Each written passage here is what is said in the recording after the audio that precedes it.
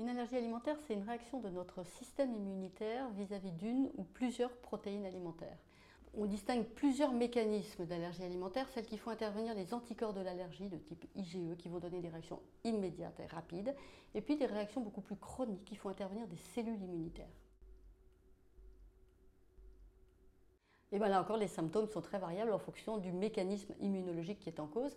Soit on est en présence d'une réaction de type immédiate liée à des anticorps de type IgE, et on va avoir des réactions qui apparaissent rapidement après la prise de l'aliment et qui peuvent associer diversement rhinoconjonctivite, urticaire, douleur abdominale, voire crise d'asthme, œdème, voire choc anaphylactique. Donc ça peut être des réactions très sévères.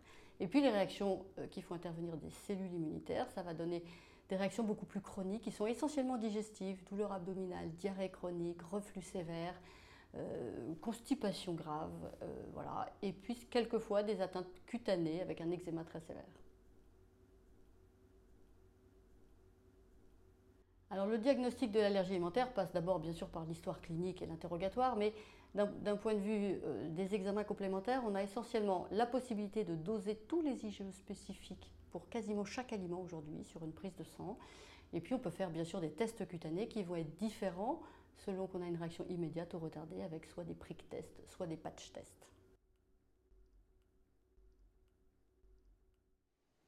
Dans la première situation, qui est la situation la plus simple, un aliment a pu être identifié comme responsable de la réaction suite à la prise alimentaire. Dans ce cas, le médecin pourra prescrire des IgE spécifiques de cet aliment pour confirmer son diagnostic.